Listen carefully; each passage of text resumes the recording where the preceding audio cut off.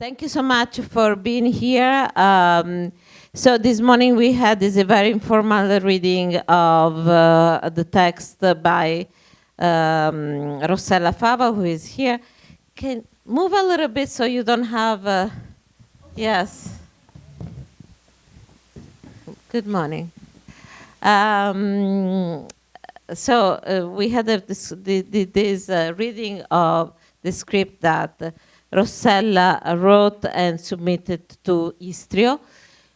Hystrio is one of the main Italian theater magazine and they also give an award. It's a very important award in Italy, and they give many awards in one night. And one of the awards is this Scrittura di Scena, and so they give one. It's like Scrittura di Scena is in collaboration with different festivals, so each festival gets one winner, basically. I hope you understand. Rossella was the winner for In Scena Italian Theatre Festival, New York. And what we give is a mentorship on translating and adapting a text, a script into English, which is very important because we always I feel that translation sometimes is taken for granted and it's not something that is really thought and cared for. And we will talk with my colleague over there in Washington about this. And so I thought that because we have Rossella here, Frank, I'm going to introduce each of them soon, to do a meeting, like really a meeting, something we can talk about translation and adaptation and production of international theater on the American stage. Now, we also have here Giulia Cowie, who is an actress and translator, and she's a translator for this project, this mentorship. But we do have Frank Avella, who is not only a friend, but he's also a playwright. And last year, he was the mentor for the same project. And then, let me say the name. And I'm going to introduce to everyone Amelia Parenteau. I want to give who is a translator, and again, she's in Washington. So before we started about a more generic discussion, let me ask Giulia, who has to leave us, what was the process for you to translate and then work with Rossella and with Crystal Skillman, who couldn't be here? She was the mentor this year. She couldn't be here because she's very sick. So this is I think, is a very good reason. So what was the process that you went through in working on this play? So, of course, I started translating by myself. That's where it usually happens at first. I started translating Rossella's play about a month before, maybe a little longer, before we actually met and worked on it together. And I didn't really have much contact with her until I met her, which is part of the reason. It's part of the mentorship and the program. It's to actually get to do the work and then meet together and really dive in. And the process for me was trying to figure out who the characters are from her perspective without really speaking to her. Like, what shines through the text? Who are the characters to her? And once I figured that out for myself, then I started translating from that point of view. So I could keep the English in the same parallel line as the Italian. So I wouldn't be changing the nature of the characters and the personalities, even though the language, which is a vital part of what makes a character, was changing. And then when I met with Rossella and we actually got to work on it together, which we did with Frank last year, I got to hear it from her own mouth and to see what actually the differences were between what I interpreted from the characters in the story and what she had in her own mind. And it was surprising how much I actually understood without speaking to her, right? And also the things that were layered underneath that I didn't catch. So it was beautiful to make those changes together based on what she really felt the characters were. And you also had the challenge of the dialect, right? Can you explain briefly what is the play about, and so what? Yeah. The challenge about the dialect wasn't so much because Rossella made the effort to translate all of the Sicilian dialect to Italian. So for me, really, there wasn't that much of a challenge. The biggest challenge was trying to keep the character in line with her southern roots. That was more challenging since obviously there was no Southern Italy in America. So that was a little bit more of an issue to try to keep that slang and language while translating to an entirely different language. The story is about this writer who finds out about her roots through a call she's getting from a woman who we don't know really who she is at the beginning of the play. And then she goes through this journey going back to Italy.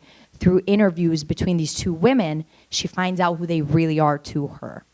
I don't want to spoil it. I'll leave that to Rossella. She can talk more about what her play is about. But you have one character in Italian and one in So all the characters are Italian. But one of them is speaking Italian and the other one is speaking in Sicilian most of the time. But she made the effort to translate the dialect, which made it very easy for me.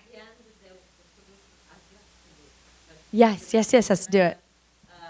what solution do you find to keep some Sicilian? So we did leave some dialect, some Sicilian, but most of it came in the form of ahs and is and yeah and ooh. So it's surprising how much you can convey with these sounds, which are kind of international. So it's really surprising how much you can build on a character with just sounds. And also, obviously, the actress who read today was so incredible that she really was able, she's an Italian-American, so she was able to portray the real Italian spirit. It was great to watch. And the very last question for you is, how was different from last year? Yes. And this year, the process? So the initial strategy of the process was basically the same. Obviously, the challenges are that they're different texts. So last year we did 2 texts. We did one with Giulia and one with Giorgio. And both of them were very different. And both of them were very different from Rossella's text. So the challenge every year is seeing what the differences are. For example, Rossella, to me, she has very beautiful images and she conveys them through a lot of, I think, poetic poetry within the text and poetic images and metaphors. She will speak more about it because we had this conversation and she said, "What, me? Poetry? No." So it was very funny to see the difference between what I got from her text and what she actually wrote. But for me, the challenge this year was mostly trying to understand if what she was writing in her text was what I was understanding. And the very, very last thing is, how this process of work together, spending time Yes. with the author and the mentor. So the fact that we take a mentor which has playwright for the mentor is because we want, and the mentor sees the text at the very end. So when the translation is done, so they read The translation, yeah. So it's to see how they receive also what happens. Right. So how much in all the cases, how much do you feel that your translation has changed in the course Throughout the of process. then Surprisingly, not that much. The translation stayed pretty loyal to what I had worked on at the beginning.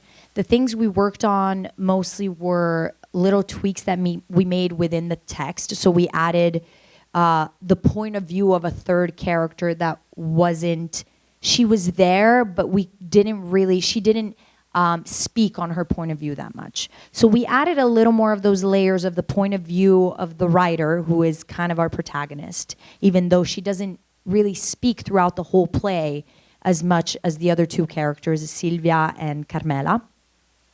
And basically, the main changes were translating in the small amount of time that we had, the new edits and additions that we made to the play. But the translation stayed pretty loyal to the beginning. I felt like I had a pretty good grasp on Rossella's way of writing, her style, and I think it worked out pretty well. We made some changes within the translation at the end, but I would say my main challenge as a translator is to keep it loyal to the author, who is the mother. The play is called Mothers, and she is the mother. I am sort of like a surrogate mother, which is in line with the whole story a little bit. She gave birth to the baby, and I helped it grow a little bit. So my job was to keep it very in theme and in line with her way of speaking and expressing herself. And that's what I tried to do as best as I could. Thank you. Sorry, I have to leave. I have tickets for Lion King. Thank you all for listening.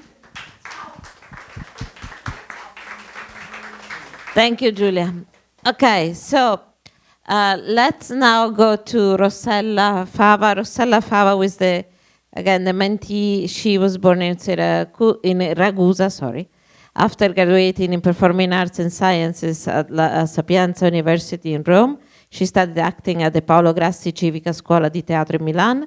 She's the co-author of the show Hot Calls Waiting, which in 2019 won the Scintille Award and la Giovane Scena, delle Donne Award. The same year she wrote and performed the monologue Tutte Loro, which won the Tangram Teatro Award in Turin. Rossella attended with the text Mother, she received the nomination for the Hystrio Scritture di Scena, we know that. And she combines her work as an actress and author with that of coaching for actresses and actors. Rossella collaborates with various cultural associations through a scientific, political, and cultural research activity, resulting in solidarity and socially useful actions. Now, from your point of view, this is the first translation you have of your play?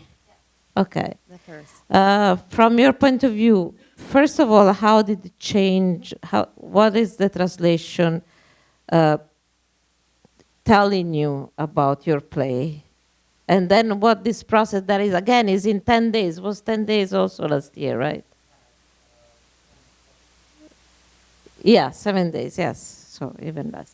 So how much it changed during, what did you discover, really? E se vuoi ti traduco. Yes, sì, Okay. meglio che mi traduci. Ok. Grazie intanto di essere qui e assistere a questo panel di traduzione.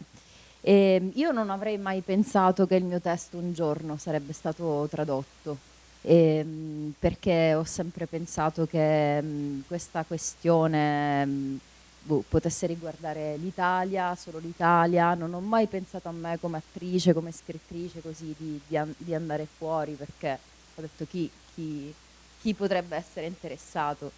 I never thought it was going to be translated because I never thought that this kind of theme was something that could interest someone else. And it's like, I thought another culture, I thought it was a very Italian thing. Sì. Quindi diciamo, la cosa più importante che mi ha restituito il processo di traduzione di questo testo, appunto uno dei personaggi è scritto in siciliano, quindi per me era impensabile, è stato che questi personaggi in realtà reggono e sono molto forti anche se parlano in inglese, quindi non nella loro lingua madre. What I mostly discovered is that these characters that I thought that they could only speak English and actually want to speak dialect, Sicilian dialect, they are very strong even when they speak English, which was very interesting to me and very surprising. Sì. In particolar modo c'è una battuta del personaggio di Carmela quando parla di essere il giorno in cui è stata benedetta al santo, e racconta della festa di paese con il carro che gira per tutto quanto il paese portato a spalla. E ad un certo punto c'è questa cosa in Sicilia durante la festa che si chiama la spinciuta dei picciriddi. Non so se intanto lo vuoi tradurre. Vabbè, La spinciuta dei picciriddi, mi rifiuto di tradurlo. So there is no, finisci perché così. E ad un certo punto, insomma, i bambini neonati si passano nelle mani del ragazzo che sta sopra il carro di San Paolo e fanno questa invocazione: e che siamo tutti muti, San Paolo della vita patrò, e che siamo tutti muti, San Paolo della vita lo gran patrò. Ecco, come fai a tradurre una cosa che così, quindi che in italiano significa cosa siamo tutti muti? Invochiamo San Paolo che è della nostra vita il padrone. E mi chiedevo come una cosa del genere in realtà potesse risultare in inglese, come la traduci, ma voglio dire non solo le parole, lo spirito dell'invocazione. Vai, se intanto... No. Poi invece sono andata ad una messa ad Harlem domenica scorsa e mi sono resa conto che è tutto il mondo del paese. Siamo uguali, siamo molto simili, siamo gli stessi, sempre di umanità si parla. E quindi So there is a part in the script that is about a tradition when she's blessed by the saint. There is a big tradition that is the spinciuta i picciriddi. And so it's something that they do where they chant something, and she was like thinking, this is so traditional, so Sicilian, it's so this kind of tradition, this exact kind of traditional ritual really. How can you translate it? How can you talk about this in another culture? And then she went to see a gospel mass in Harlem, and she was like, oh, we're all the same. There's not, you can do it because it's basically the same. So because, you know, the way they sing and they talk and they pray. E qual è stato il processo per te da quando sei arrivata ad oggi? E cosa hai scoperto anche del fatto dell'adattamento? Cioè c'è stato un cambio o no? Allora, nell'adattamento, diciamo, ho lavorato con Crystal sulla struttura del testo, che già era molto buona, solo che appunto uno dei personaggi aveva una storia, diciamo, un po' più debole, che era sottesa. E quindi Crystal, che è molto precisa ed esigente, e questo mi piace tantissimo, mi ha trasferito degli strumenti affinché uno dei personaggi, ovvero quello della scrittrice, della figlia, venisse fuori in maniera radicale e che avesse un arco completo lungo tutta la storia. E quindi ora per me ha senso, perché praticamente è la protagonista reale del mio testo, mentre prima il mio focus è stato principalmente sulla storia delle due madri. Si può dire dunque che la traduzione ti ha fatto scoprire un pezzo del tuo testo che non avevi scoperto? Sì. So during the adaptation, because first there is Giulia translating and then there is the mentor reading the play and also like trying, you know, to shape maybe the play. So the play was working already, but there was a character that is the writer that was not developed the way that then they developed together with Crystal. And because of the process, now there is a character that has a weight that didn't have before. Because before were only the two mothers, the protagonists, the real protagonist. Okay. Yeah. Allora, I continue so then we can talk. Frank, let me introduce you. 1 second. I have to take my notes to say Frank Avella. Frank J. Avella Is the recipient of the 2023 and 2019 International Writers Residency at Arte Studio Ginestrelle in Assisi, Italy, a 2018 Bogliasco Foundation Fellowship, and a 2016 Helen Wurlitzer Residency Grant, and a 2015 New Jersey State Arts Council Fellowship Award. His short film, Fig Jam, won the Audience Award for Best Short Film at the 2021 Paris Independent Film Festival, as well as 30 other accolades at festivals worldwide. Frank is also an award-winning feature-length screenplays, in these award-winning include adaptation of his plays Consent, Lured, and Screw the Cow, and an original short screenplay, Happy Boy, Fig Dude, and Multitasking. His work has been officially selected the finalist winner at over 200 festivals worldwide. Frank has written numerous plays, Vatican Falls, which is another, the O'Neill's semi-finalist in 2021, produced in New York City in a very successful hit run, right? In 2022, Lured, 2018, O'Neill semi-finalist, produced in New York City and Rome. The Bubble, Iris, Michael's #1 fan, Three Canes, and Unhinging. Unhinging. Thank you.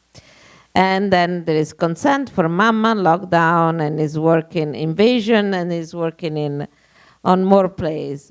So Frank last year worked with Giorgio Franchi. Giorgio Franchi wrote this play, Amazon Crime, and he worked with him, being the mentor of Giorgio. And how was the process? And because one of the reasons I wanted to do this also with Frank is because last year when I asked for a feedback, he was like, I discovered things about translation, and I discovered because we have translators and artists here, is that who is speaking English doesn't feel the need so much to translate. So we know what the translation means more than the English speaking people. So Frank said, I discovered so much, I didn't know that translation, what really entitles, because I never done it, of course. So tell us a little bit about the process that you went through. The whole experience was really wonderful. What fascinated me the most is, who are you translating for? That's like question number one. And so we were translating for an American audience. And this was Amazon Crime, as you can tell by the title, was a farce. It was very satiric. So we had jokes to translate. And, as somebody who knows a lot of Sicilian and some Italian myself, jokes don't always translate. So it was interesting, finding, because I worked with Giulia, who was just here, and the author, and the three of us together really, really worked on the text, and to make it palpable for an American audience. And so much of that was, besides realizing who the characters are, because in satire, I don't want to say it doesn't matter as much, but it doesn't matter as much. What matters is getting his vision across to an American audience.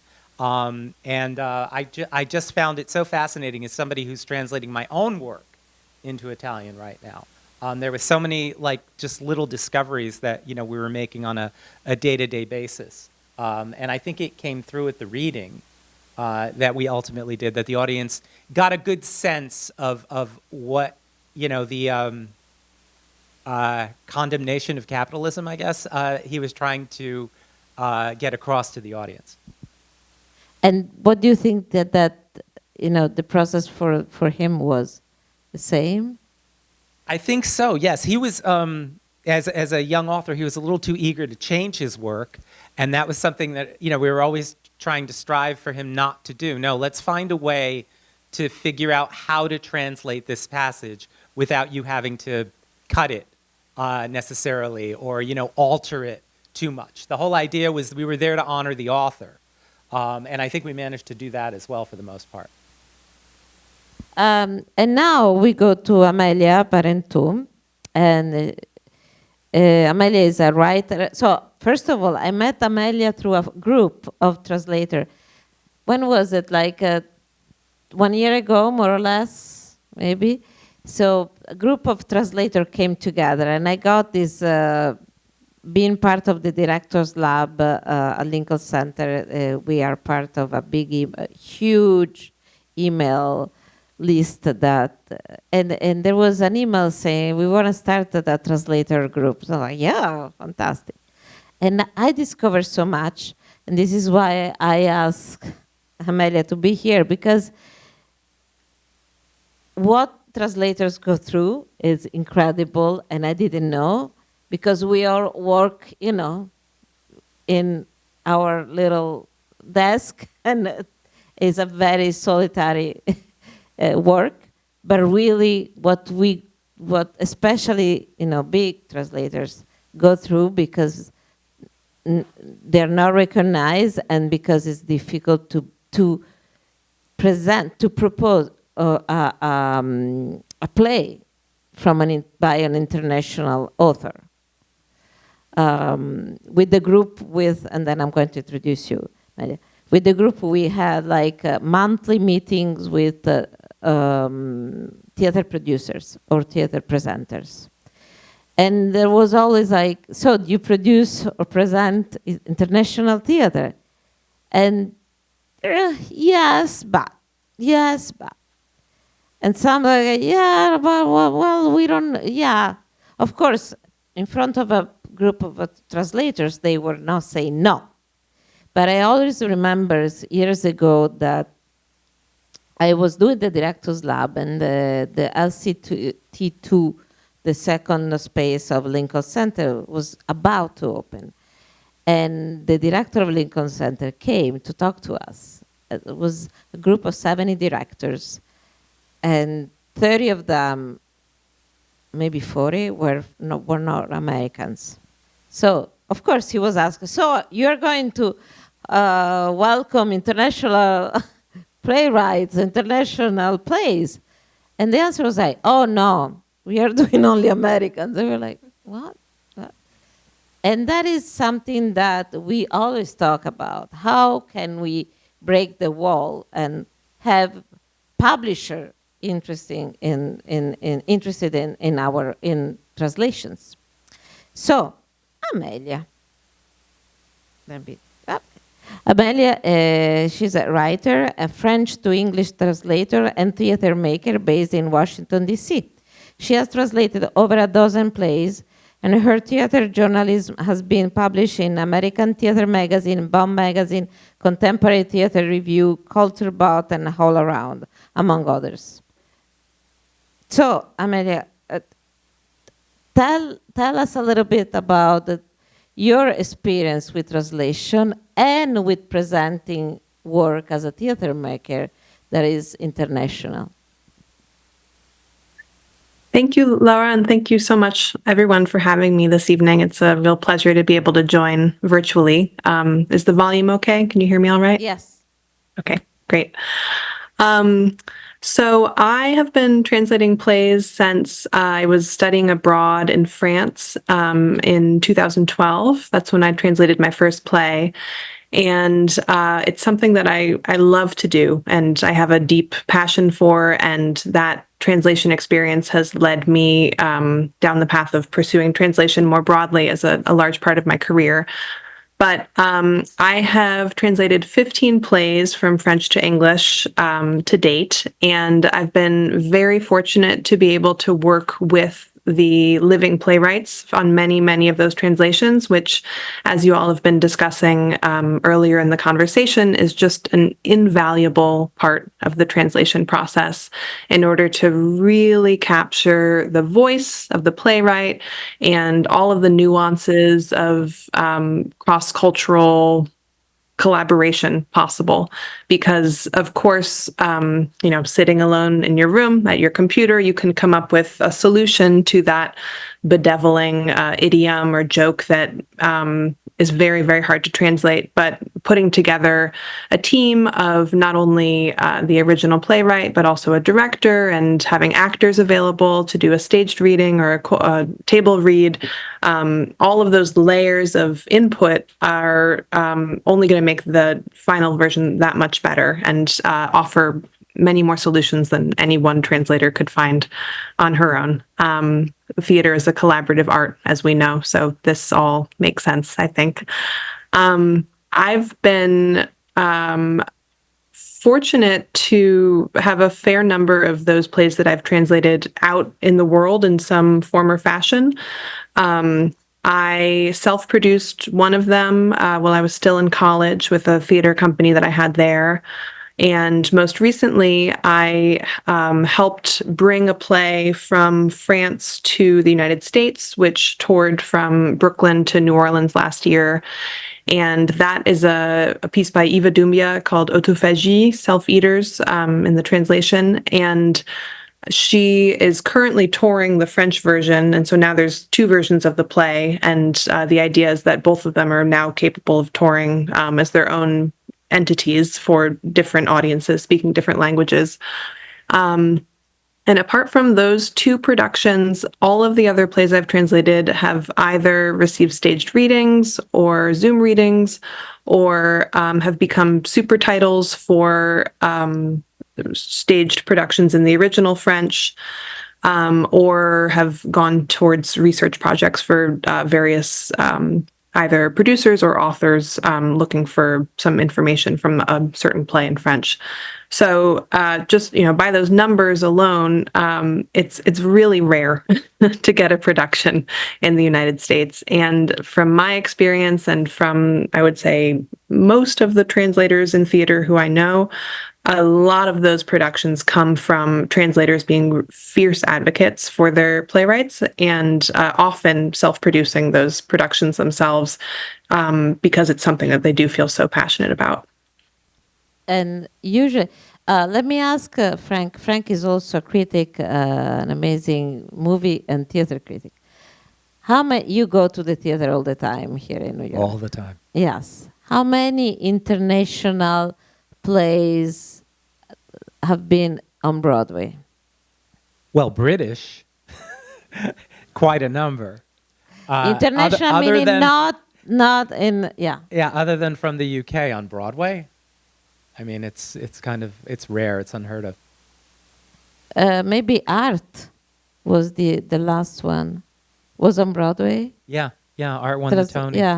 Yeah, and that started out in... And that was many years ago. Yeah. Over a decade ago, yeah. Yeah, and off-Broadway? But that was at the British version. So it was adapted. It was like 9 subject, and then he adapted it. They didn't translate it. The Art was really by there. And off-Broadway? Off-Broadway you see more. Still not as much, but you do see quite a number. Yeah. And how is the situation in Washington? There are more international translations, let's say? No, I certainly wouldn't say so. There is at least one theater company I know of here who makes it a real priority. That's Expats Theater, but no, it's quite rare. Yeah, and actually, Expats Theater is also part of our translator group. It's kind of, we translate, but we also we self-produce. We produce because there's no other ways. So let me go into why do you think there is so little? Oh, let me ask the Italians here, that we have so many Italian artists. How many international, quanti testi stranieri secondo voi si vedono in Italia? How many testi, meaning traduzioni? Cioè, in percentuale? Allora, per quello che so io, diciamo, la mia esperienza, chiaramente i grandi classici sono tutti quanti tradotti. E, testi testi internazionali pochissimi, sono veramente pochi quelli tradotti e poi che vanno in teatro. Sì. Okay. Sì, yes, yeah, yes. So, Donatella, tu? Yeah. So also in Italy, we have the problem that international theater is, I mean, the classics, yes, but everything else is like very little. And so why? What is the problem? What do you think? Yeah, Frank. I mean, it's funny you mentioned the classics because I just saw Uncle Vanya. So if you're talking about Ibsen, great production of A Doll's House last year. Chekhov. But I think that producers are just fearful of taking a chance on, not just a new voice, but a new voice that is coming from another country. And what she said about, having the translator advocate fiercely, sometimes that helps. But unfortunately here it only really helps off Broadway. Yeah, if so. Or off. Yeah. Off, yes. Amelia, what do you think? Certainly, it's a risk for producers. It's expensive if we're talking about bringing in a translator to join that process. In addition to the cost of the translation itself, but then there's another person in the room potentially who's there through the rehearsal and development process who is on your payroll. So that's certainly another factor for many theaters who are perhaps already on tight budgets. And it's just a perennial question of audience appetite, I think. And here in the United States, there is just less of an expectation of cultural exchange than in Europe, for example.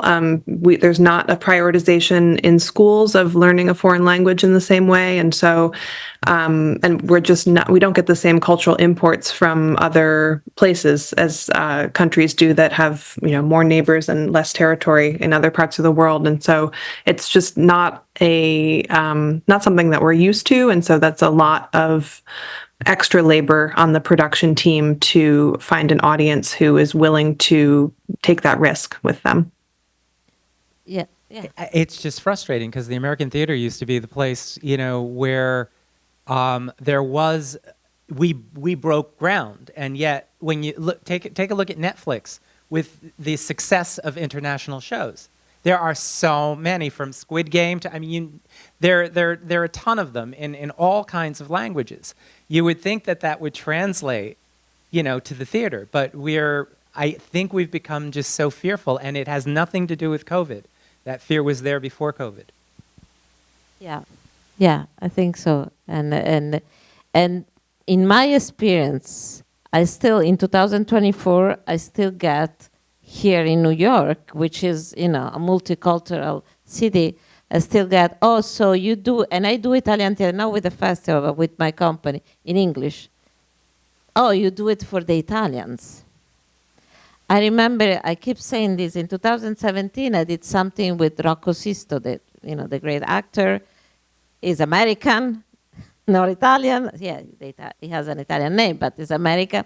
In the poster, we did Pirandello, but the poster didn't have anything that was saying that was in Italian. And we did it at Cherry Lane, and so many audience members kept asking me, I don't speak Italian, am I going to understand? And I was like, there's nothing that is saying that. Why are you thinking that is in Italian? And that is something that, and I just did in 2024, again, in February, I had a similar conversation. And I was like, why? Do you find that there is this resistance kind of, is international, so I'm not going to understand? Someone once told me even, but they're writing for Italian, so it's something that doesn't concern me. Something like that. They didn't use these words. Like, I cannot understand because it's written for an Italian audience, so they have a different culture. Do you find sometime, Amelia, that is like that when you You do it Certainly. for friends. Yeah, there's a lot of fear. People don't want to feel dumb when they come to the theater. Also, American culture, compared to French theater, which is the other international theater that I know very well, is prioritizing an emotional experience, a cathartic release over perhaps in French theater, they love to play with a philosophical puzzle. And so if already your audience members are worried that they might not get something because it feels maybe too sophisticated, too smart, that it's just another fear to add to their experience, which is, just to say, such an enormous shame, obviously, because even if something is uncomfortable or different, or perhaps coming from a different cultural context, there's obviously, as we all know, so much to learn from the comparison of those experiences and from stepping outside of your comfort zone. But that is definitely consistent with my experience, yes. You have something to add? No, I concur with Amelia. I mean, no, it's true. It is about what I've seen so many shows over the course of the last couple of weeks. I saw Heart of Rock and Roll last night, and it was the dumbing down of. I'm sorry. Yeah, it was entertaining, but it was so stupid, and the audiences were embracing it. But I still feel that if you give the audience something different, they're going to go. I go to Barbenheimer. Barbenheimer is my go-to simply because what we did was we didn't give them a sequel, and I'm talking about Hollywood now, but we gave them two very, very different films, and the audiences went in droves, and they didn't go to the next Marvel movie, and they didn't go to the next sequel, and so they are ready for something different if you give it to them, and I think the same is true for theater.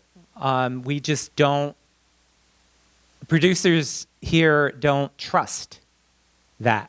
And I think that's sad, and I think it needs to change. Yeah. And I want to point out, we just said in our group, we can say it without naming names, so that the frustration of a translator or an adapter, I remember that was nominated but without being nominated. So the adaptation won the award. Do you remember the exact story? So you can say it better than me. That's right. I can't remember. I think it was a Drama Desk Award, and the production of a play that this person had translated was nominated for an award, and the translator's name was nowhere to be found.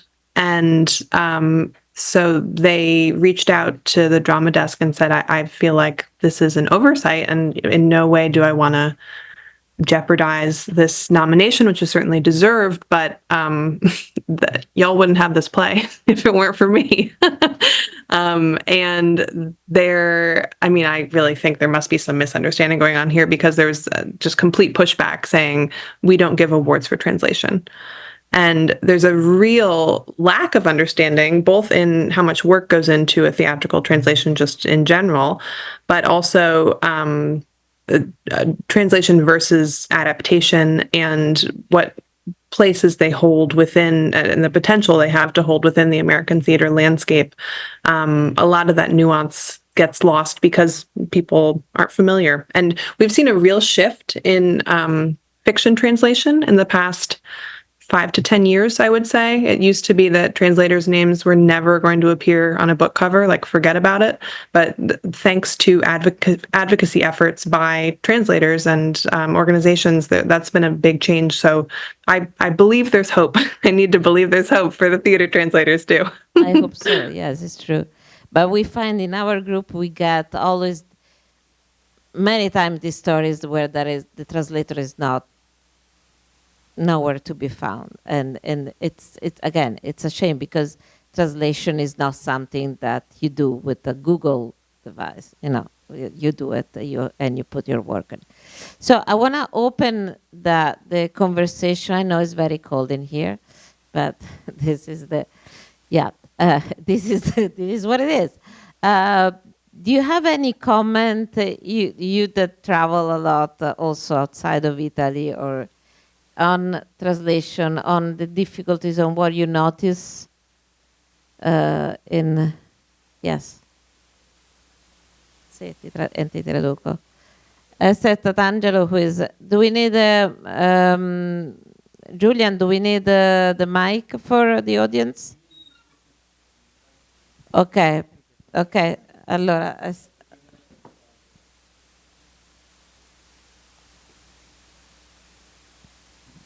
Devo scendere giù? No, basta. Parlo in italiano e non so se ripeto delle cose che sono state già dette, se mi è sfuggito qualcosa riguardo alla traduzione, perché la nostra compagnia si è per il momento espressa sempre con testi stranieri, quindi noi facciamo una ricerca prevalentemente all'estero e ci sono varie tematiche che interessano la scelta di un testo. Innanzitutto chiaramente il tema che deve interessare noi, ma che deve essere restituibile ad un pubblico italiano, per cui ci sono dei testi che magari non sono direttamente comprensibili al pubblico, perché ci sono delle tematiche che negli Stati Uniti o in Inghilterra ci confrontiamo in lingua inglese. Scusate, ero nel giardino e So Esther, who is part of company Pupulinari and Hermit Crab, is the companies from Italy, and they specialize in international work, so and especially American work right now. In fact, they are here with a play that is by Karen Cage, and they are presenting here the Italian version of the play. I mean, their version, which is going to be in Italian. And so they always trying to find something that could speak to the Italian audience and could have themes that they feel that are okay with Italian. I mean, they could communicate something to the Italian audience.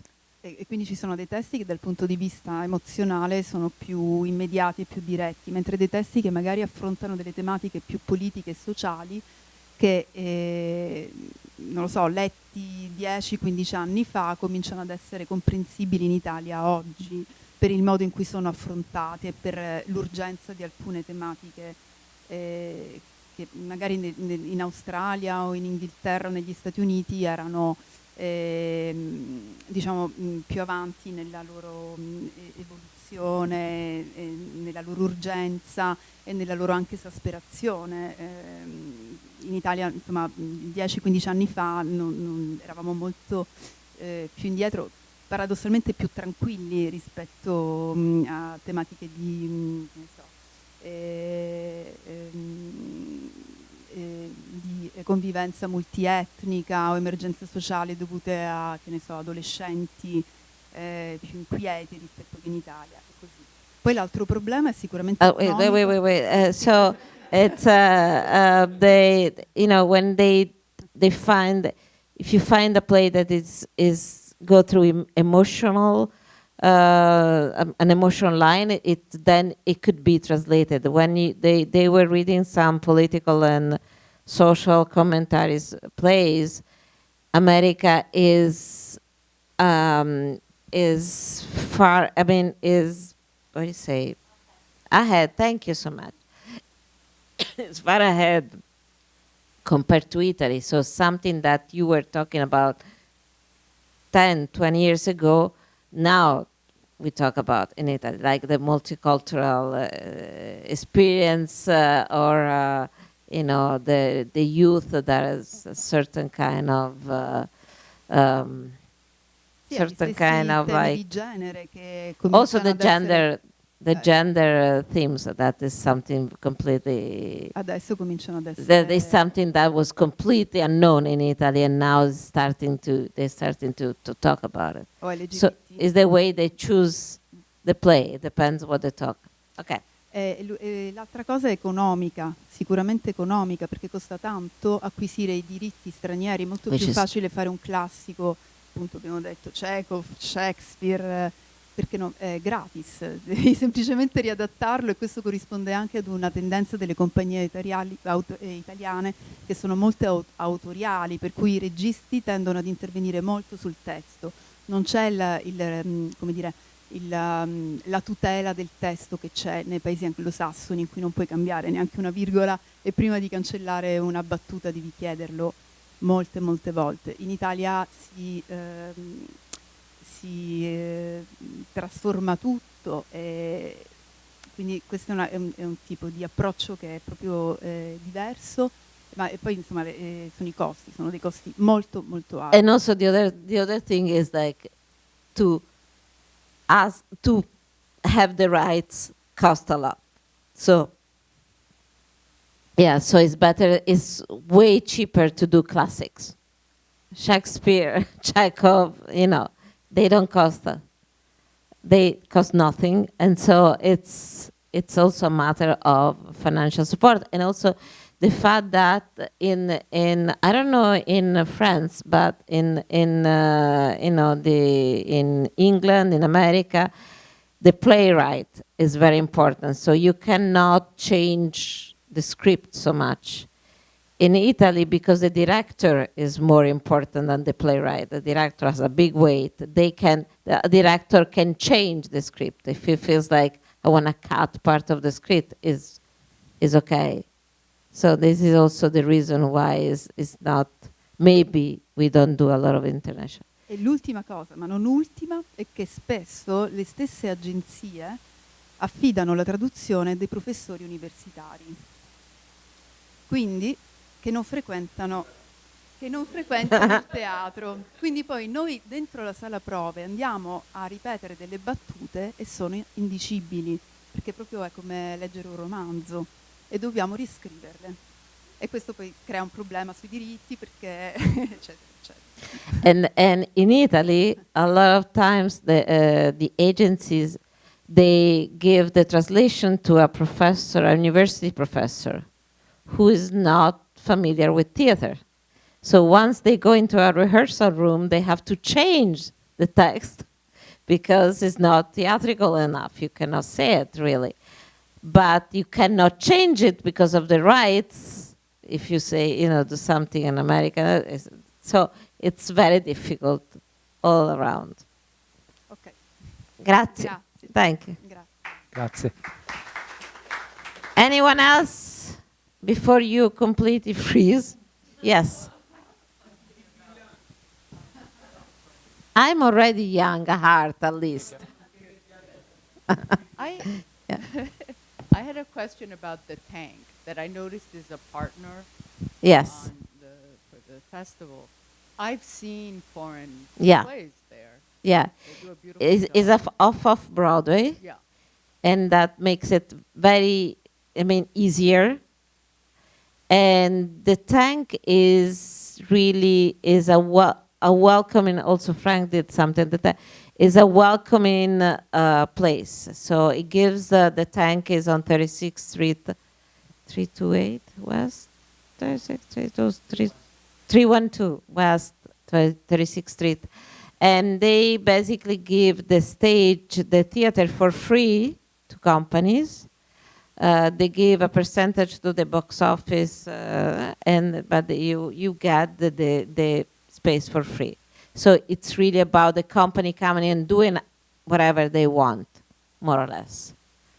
So it's open. But if you count the off of Broadway, you have, I would say, a good 60% of theaters that they do international work. Can we say that? 50%? 50%. I don't know how it's in Washington, D.C. I've seen some international work in Bethesda, of all places, in one place, but I don't know how many, what is the percentage for the small theaters in Washington doing international work? Oh, I couldn't give you a real number. I'm still getting to know the theater scene right. here. Yeah, you are- But a smaller percentage than 50%, I think, is fair to say. Yeah.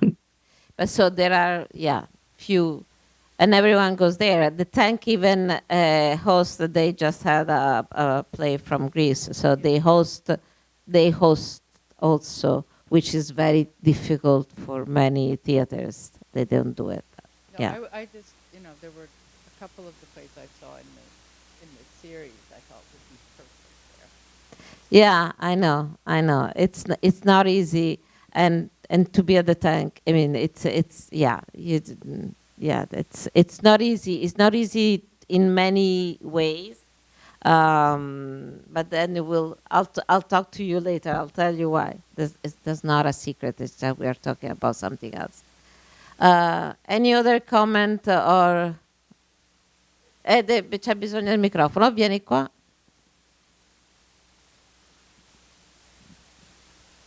I would like to add that contemporary playwrights, Italian contemporary playwrights, are not so much represented in Italy either. Meaning there are companies of companies who include a playwright and they do their stuff basically. But freelance playwrights, there are not so many and they're not so much represented. In Italy, we do a lot of too much classics, maybe some, yes, rewriting, which is notable, but we do so much classic Italian and non-Italian, and not so much contemporary theater. That's my what can I see? What I can see in Rome, in Milan. I don't know if you agree, but that's the not so much contemporary writing. Sì, certo, però devi prendere il microfono. E poi vai piano che devo tradurre. No, non so. Ah. Devo aprire una parentesi. Sì. La verità è che... Ah, è spento? Ah, No, è acceso. È acceso. la verità è che il teatro italiano è diviso in due parti. C'è una parte morente fatta da persone di 80 anni, 90 anni, 60 anni e quindi che sta morendo con i classici che si ripetono di volta in volta con tutti gli attori televisivi che affollano gli stabili e quindi riprendono le risorse destinate al cosiddetto teatro di ricerca e torno alla prima parte. Il teatro di ricerca per arrivare al discorso della traduzione ha la necessità di un luogo della rappresentazione. Le compagnie di ricerca si fanno un culo maledettamente terribile, chi lavora in questo campo lo sa, e che non ha la possibilità e non viene sostenuto in questo senso. Io penso agli autori di drammaturgia contemporanea, faccio un nome a caso, quello che conosco meglio, Spiro Scimone. Spiro Scimone è rappresentato in tutto il mondo, un grandissimo drammaturgo. Bene, in Italia Spiro Scimone viene rappresentato 20 volte. Fammi fare una So Salvatore is doing here with another show. Is saying that there are two kinds of theaters in Italy. One, they're like the established one that they're run by, all the directors, all artistic directors, and they do the classics with the TV names, cosa che succede a Broadway, fra l'altro, something that happens on Broadway, and not only on Broadway. And so they do the classics. And then you have like what we call the teatro di ricerca, which maybe is something similar in French, like the théâtre recherche or something. Avant-garde theater. Avant-garde, thank you. Avant-garde theater. We have a lot of, we have playwrights, we have companies, but they need the space where to do it. So, and he's taken, the Spiro Scimone is playwright, very famous. No, Spiro, sì. Very famous and represented all over the world, but in Italy, he's like if he has 20 shows, meaning running for 20 times. Quindi, No. bisogna dire questa cosa, no? Quindi mi chiedo, ma se un autore così grande che ha un posto nella Comédie Française, che ha vinto premi Ubu a tonnellate, che rappresentava al Festival di Venezia, con l'opera prima conosciutissima, ha partecipato insomma, a tante cose molto importanti. Non ha uno spazio, comunque ce l'ha poco, no? Mi chiedo, quindi nuova drammaturgia, mi chiedo come è possibile che noi non possiamo accogliere nuovi autori stranieri, magari, sarebbe bello, e avessero anche lo spazio per rappresentare. Perché poi alla fine succede che magari qualche autore straniero viene tradotto con una grande forza perché il testo è bellissimo, è dirompente, eccetera, eccetera, e poi fa 3 repliche a Castrovillari, a Carrubini, a Montapane e Licona. Questa è la nuova drammaturgia italiana, come viene trattata dalla cultura italiana. So, if an author that is so famous as a plays at the Comédie Française, he won in Venice, did his first feature film, and he won. So has a very limited space on the Italian stage. How can we welcome international authors, which are fantastic, great, but then you come, you do it, and then you have 3 shows, and that's it. And there's no support for that. There's not a place for that, because the theaters, they only care about something else. And then we go back here for off the tank and Broadway. Broadway doesn't have a space for that. And thank you, Salvatore, for the comment. Because Broadway doesn't have a space for that. Broadway, they just announced that Robert Downey Jr. in few months or in 1 year is going to do a play at Lincoln Center. But at least that's a new play. It's a new play, it's true. And it's Robert Downey Jr., which is nice to look at it. But you know, it's the big names that they are looking for Broadway. It's so also here there are not the space. How is in because you translate a lot of French authors? Do they have a support? Do they have a stage there? Do you know how is the situation in France? For bringing international work to France? For contemporary authors, are they represented more than the classics? Oh yes, there's a thriving contemporary playwright scene in France. The classics are still beloved and done with frequency as well, but the French National Theatre system appoints contemporary playwrights and directors to the head to head their national theaters across the country as the artistic directors for set periods of time. And so that's really curated a thriving scene for contemporary playwrights, because all of those people have their networks of artists that they like to work with and discover new ones and foster new relationships. So absolutely, it's a healthy ecosystem. Sorry, we have to finish. I have a question for Frank and for Amelia. What is the future? What do you think? Well, I'm gonna pivot over to Amelia, because I had a process question for you that maybe would tie in. Since you translate so often, have you found yourself using AI, and what are your thoughts on it? I am a Luddite, so no. I have not. It is a question that comes up a lot, and it's certainly a direction that the field is going in.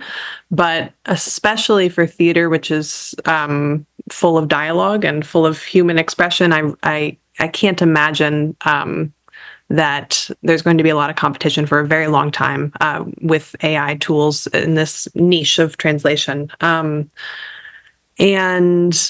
in terms of the future more broadly, I think it really depends on the advocacy work that I was speaking about earlier. I know that there is a hunger for international theater, and I know that there is a lot of curiosity about theater and translation from the theater makers who I know personally. It's a small sector of the field, but it is a passionate one. And so I think if we are interested in finding wider audiences and finding more producers who are desiring to work with us. It's really going to be a collective effort to seek them out, make those connections, and just keep talking about theater and translation. Thank you. And Laura, you have been a champion of this for how many years? How many decades now? Yeah, 25. exactly. So I think almost. we need you to continue doing what you're doing, and we need more people like you. Yeah. Okay. I like that. And on that note, I want to thank everyone. Amelia, say hello to DC, which I love. And we hope Thank to you see so you much. here or we'll come there. Please. Thank you, Rossella. And thank you, Frank. And thank you all. We are going outside now. We finish. We go outside because at 8 p.m. they have to set up the stage for 8 p.m. show. And let's hope that it's going to be warmer. Bye. Thank you. Bye. Thank you.